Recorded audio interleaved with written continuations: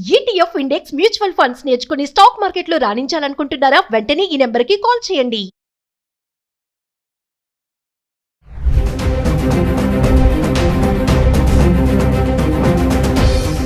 నమస్తే, welcome back to Suman TV. Present మనతో పాటు ఉన్నారు డాక్టర్ రామ్మోహన్ గారు. నమస్తే సార్. రామ్మోహన్ గారు, మనం కొన్ని వీడియోలో మాట్లాడుకున్నాం సీనియర్ సిటిజన్స్ అంటే వృద్ధాప్యంలో మళ్ళీ పెళ్లిళ్ళు చేసుకుంటున్నారు. ఈ మధ్య కాలంలో మనం తరచుగా చూస్తున్నాం. అంటే ఇటు భార్య చనిపోయినా అటు భర్త చనిపోయినా చాలా విషయాలు మాట్లాడారు మీరు. నా క్వశ్చన్ ఏంటంటే, ఈరోజు మళ్ళీ పునర్వివాహం చేసుకోవడానికి ఛాలెంజెస్ ఏమన్నా ఎదురవుతాయా? ఎలాంటి ఛాలెంజెస్ ఎదురవుతాయి అసలు? ఇది మా వ్యక్తిగత నిర్ణయమే అని అంటే మీరేం చెప్తారు? ఆ ప్రశ్న నన్ను అడిగితే నేనైతే కానీ నాకు అలా ఛాలెంజెస్ ఉండవండి. నాకు ఎందుకంటే నాకు ఎవరు పిల్లలు లేరు, ఎవరు లేరు కాబట్టి అయినా కానీ చెప్తాను. ఎందుకంటే చాలా మంది నాతో ఇంటరాక్ట్ అవుతూ ఉంటారు కాబట్టి మా ఇలాంటి ఉన్న వాళ్ళు, నేను ఆ విషయంలో అయితే ఇది మంచి టాపిక్ అండి ఇది. ఎందుకంటే చాలా మంది ఎదుర్కొంటున్నారు, ఛాలెంజెస్ ఎదుర్కొంటున్నారు అనమాట. ముఖ్యంగా ఏంటంటే పిల్లల నుంచి కొద్దిగా రెసిస్టెన్స్ వస్తుందండి. ఈ విషయంలో పిల్లల నుంచి, ఇరువైపు పిల్లల నుంచి రెసిస్టెన్స్ వస్తుంది. ఇప్పుడు ఈ వయసులో ఎందుకు దాంట్లో ఏంటి కారణం అంటే, అక్కడ ఆస్తి గురించే వస్తుంది. ఎక్కడ మా ఆస్తికి ఆమె వస్తుందో ఆయన వస్తాడో అనే దాంట్లోనే ఆలోచిస్తున్నారు. కానీ మా తల్లి గాని మా తండ్రి గాని కోరుకుంటున్నారు, హ్యాపీగా ఉంటారు కదా. మేము ఎలాగూ పట్టించుకునే పరిస్థితులు లేము, మా ఫ్యామిలీ అవన్నీ ఉన్నాయి. వాళ్ళకి ఒక తోడు ఉంటే వాళ్ళు కూడా హ్యాపీగా ఉంటారు, ఈ శేష జీవితం గడిపేస్తారు అనేది ఆలోచనలో చాలా మంది ఇప్పుడు వస్తున్నారు. కానీ చాలా మందికి మాత్రం ఆలోచన ఉన్నారు. కొంతమంది ఉన్నారండి, కొంతమంది ఉన్నారు. మా పిల్లల్ని చూసుకోవచ్చు కదా, ఈ వయసులో మళ్ళీ పెళ్లి ఎందుకు, తోడు అవసరమా, మళ్ళీ ఎందుకు అనేవాళ్ళు. కానీ అలాంటి వాళ్ళు మార్చుకోవాలండి ఎదురుక. అలాంటి వాళ్ళు పిల్లల్ని కొద్దిగా ఎంకరేజ్ చేస్తూ ఉంటే వాళ్ళు కూడా హ్యాపీగానే ఉంటుంది. వాళ్ళు హ్యాపీగా ఉండొచ్చు. వాళ్ళ మదర్ గురించి, దూరంగా ఉండే వాళ్ళు ఫాదర్ గురించి ఆలోచించకుండా వాళ్ళు కూడా హ్యాపీగా ఉండొచ్చు. ఇక్కడ ఒకటే ఉందనుకోండి, ఇది వాళ్ళ మదర్ కానీ ఫాదర్ కానీ ఎవరైనా ఒకరే ఉన్నారు, ఏమైందో, దూరం ఎక్కడో ఉంటారు వాళ్ళు. దగ్గర ఉన్న వాళ్ళే ఒక దూరం ఉన్నప్పుడు ఎక్కడో ఉంటారు. వాళ్ళకి ఏమైందో ఎలా ఉంటున్నారు, ముఖ్యంగా ఎక్కువ వయసుకు వచ్చే కొద్దీ చాలా ప్రాబ్లమ్స్ వస్తుంది. నేను ఈ మధ్య గమనించింది ఏంటంటే, మా దగ్గరనే ఒకరు ఇట్లే ఉన్నారు. ఇక్కడిక్కడే ఉంటారు, దూరంగా లేరు. కానీ ఆయనకు బాగలేనప్పుడు ఆమె ఎంత సేవ చేసిందో దగ్గరుండి, పాపం 10 రోజుల వరకు కూడా సేవ చేస్తుంది. అలాంటి పరిస్థితి తోడు ఉందామని వచ్చింది కదండి.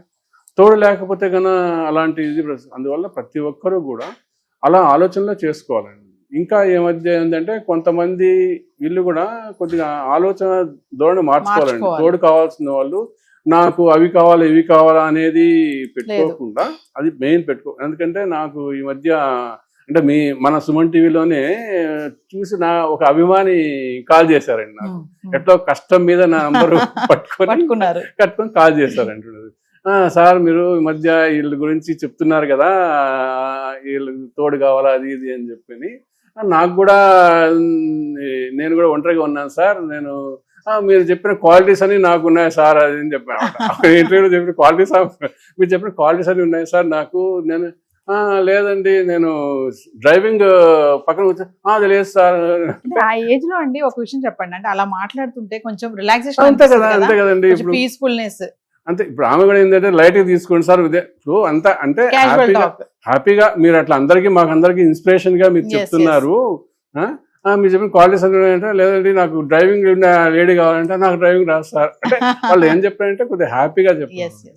సరే సార్, అయితే నాకు ఇంకెవరన్నా మీరు ఇదే అంటున్నారు కదా, ఇంకెవరన్నా మీరు చూడండి సార్ అని చెప్తానులేండి అన్నాను. అంటే నాకు రిచ్ గా ఉండాలి సార్ అని. అదే ఎందుకు చెప్తున్నానంటే వాళ్ళ ఆలోచన అంటే వెంటనే రిచ్ గా ఏందండి ఈ వయసులో రిచ్ మరి ఏమంటుందంటే, అంటే జోవియల్ గా, అంటే వాళ్ళు ఎట్లుంటారు అట్లా కాదు సార్. రిచ్ అంటే మీకు బట్టలు ఉంది కదా సార్, అంటే మీలా కాకుండా రిచ్ గా చూసాను సార్. ఎందుకంటే కొంతమంది మళ్ళీ రీమ్యారేజ్ చేసుకునే వాళ్ళు కూడా 60-70 ఏళ్ల వయసులో వాళ్ళకు కూడా కొన్ని డిమాండ్స్ ఉంటున్నాయి. మాకు అలా ఉండాలి. ఒక ఆవిడ అడిగారు కదా, ప్రభాస్ లాగా ఉండాలి అని చెప్పి అడిగారు. నా దగ్గర ఇంత ఆస్తి ఉంది, నేను ఆస్తి ఇస్తానని. అంటే ఆ ఏజ్ లో పెళ్లి చేసుకోవాలంటే కూడా కొన్ని కోరికలు ఉంటాయి. అదే ఇప్పుడే చెప్పింది కదా, మీలాగా ఉండేవాళ్ళు కాకుండా నాకు బాగా హెయిర్, మా ఆయనకి మంచిగా హెయిర్ ఉండేది సార్.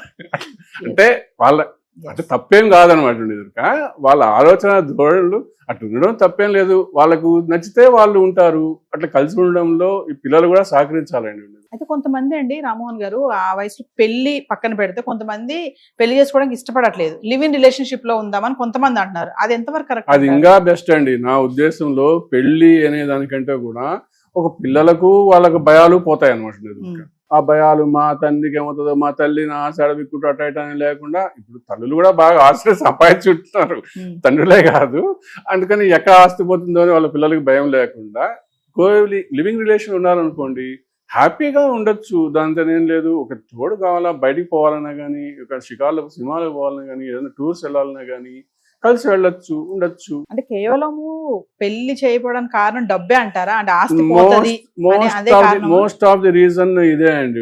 నాకు గమనించిన దాంట్లో వాళ్ళకు ఒప్పుకోకపోవడానికి కారణం ఏంటంటే, మోస్ట్ ఆఫ్ ది పర్సన్స్ ఇదే దాంట్లో ఉంటారు అనుకో. ఎందుకంటే దాంట్లో తప్పేం లేదు కదా, అటప్పుడు పెళ్లి చేసుకోవచ్చు కదా, ఉండొచ్చు కదా అనేటప్పుడు ఇది రీజన్. ఇంకొకటి గమనించింది ఏంటంటే, పెళ్లి చేసుకోవడానికి కారణం ఏంటంటే పెన్షన్ ఉంటారు. మెయిన్ పెన్షనర్స్ ఉంటారు కదా, లేదా పెన్షనర్స్ లో పెళ్లి చేసుకుంటే వాళ్ళకి రాకపోవచ్చు. ఎందుకంటే వాళ్ళు ఆల్రెడీ ఇది ఉన్నదంతా చేసినట్టు, అదే భార్యకు కూడా ఒకవేళ పెన్షన్ ఉంటే ఆమెకు పోవచ్చు. నువ్వు పెళ్లి చేసుకుంటే వాళ్ళకి పెన్షన్ ఇవ్వరు, అదొక రీజన్ కూడా ఉంటుంది. సో ఫైనల్ ఒక విషయం చెప్పండి, ఈ 60-70 ఏళ్ల వయసులో తోడు కోసం మేము పెళ్లి చేసుకోవడం అనేది మా వ్యక్తిగత నిర్ణయం అని అంటే దానికి మీరు ఎస్ అంటారా, నో అంటారా? ఎస్ అంటారండి. వ్యక్తిగత నిర్ణయమే అది. ఎవరికి భయపడాల్సిన పని లేదు. వీళ్ళేమి మైనర్స్ కాదు, సూపర్ మేజర్స్. కాబట్టి కూతురు అడ్మిషన్ చెప్పినా గానీ వాళ్ళకి సది చెప్పండి, వాళ్ళు కూడా చేసుకోండి. అది కంప్లీట్ గా మీ వ్యక్తిగత నిర్ణయమే. మీరు హ్యాపీగా ముందుకెళ్ళండి, హ్యాపీగా ఉండండి. అదే నేను కోరుకునేదండి అందరికి కూడా. Thank you sir.